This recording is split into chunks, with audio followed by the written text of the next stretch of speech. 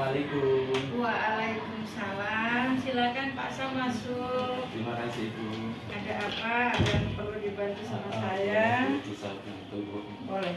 Silakan. Permisi Ibu. Ya. Kenalkan nama saya Samsuri.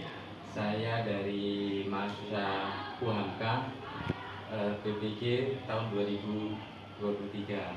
Saya ada tugas dari kampus Ibu. Saya akan menanyakan beberapa hal tentang belajar mengajar di SDN Rawajati 06 ini. Kebetulan Ibu sebagai kepala sekolah, Ya. mudah-mudahan bisa membantu saya dan memberi jawaban yang sekiranya nanti saya bisa mengaplikasikan dan bisa menjalankan apa yang saya tanyakan.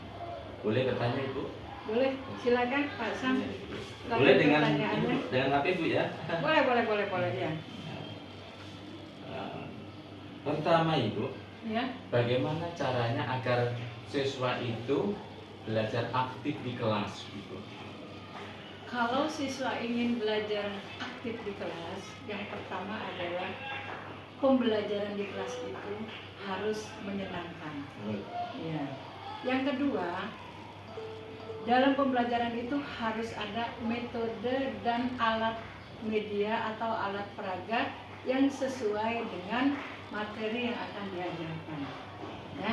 Yang ketiga, beri motivasi kepada anak bahwa pembelajaran hari ini adalah pembelajaran yang sangat penting dan ya menyenangkan untuk menambah ilmu pengetahuan anak-anak. Baik Ibu, boleh nanya lagi Ibu? Boleh, silakan. Yang kedua Ibu, bagaimana dan caranya, dan saya melihat bahwa anak-anak kita itu banyak yang belum bisa membaca dengan lancar Ibu. Kelas berapa? Kelas 3 Ibu. Kelas 3. Apabila anak kelas 3 masih belum lancar membacanya, ini tentu saja prosesnya dari kelas 1. Dari kelas 1, kelas 2. Ya. Seharusnya anak di kelas 1 apabila akan naik ke kelas 2 itu sudah harus bisa membaca. Nah, tapi kenyataannya ada anak yang sudah duduk di kelas 2 masih belum lancar membacanya. Itu sebenarnya harusnya tugas dari guru kelas 2 mengajarkan anak itu agar anak itu lancar membaca. Tapi bisa juga guru kelasnya sudah berusaha mengajarkan atau melatih anak membaca, tapi anak itu masih belum lancar membacanya.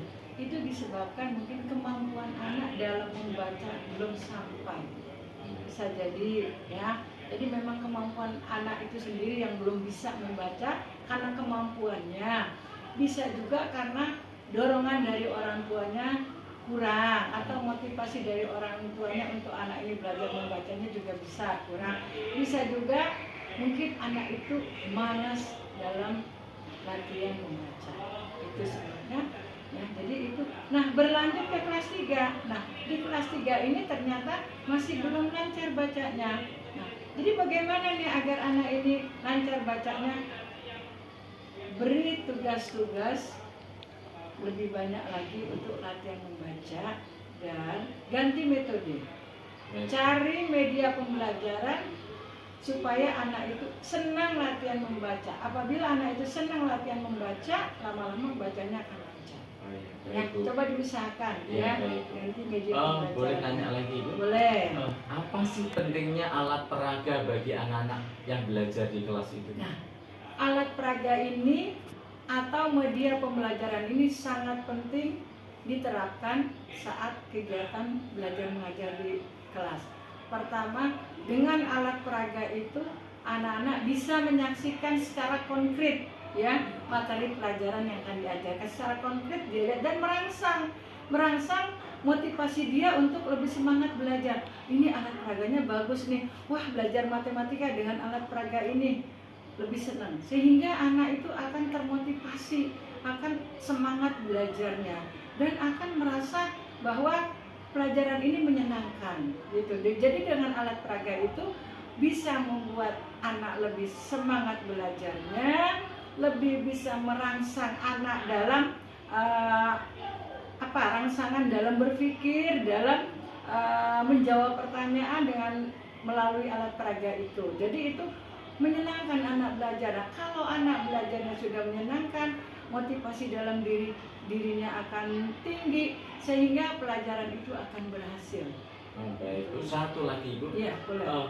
Kenapa dan mengapa anak-anak itu sering mengerjakan khususnya pelajaran matematika itu banyak yang salah, dan kalau ada PR itu kadang tidak mau mengerjakannya di rumah, itu apa sebabnya? Sebenarnya bisa dilihat dari mengapa anak itu tidak mengerjakan tugas dari sekolah di rumah, atau tidak mengerjakan PR ya, kerjaan di rumah, dan mengapa anak itu kurang suka dengan matematika. Iya. Nah, biasanya mungkin ada anak-anak yang memang tidak suka dengan pelajaran matematika, tetapi ada anak yang senang dengan pelajaran matematika. Bagaimana supaya anak senang dengan pelajaran matematika dan akan mengerjakan tugasnya di rumah? Tentu saja pakai media pembelajaran yang sesuai dengan materinya.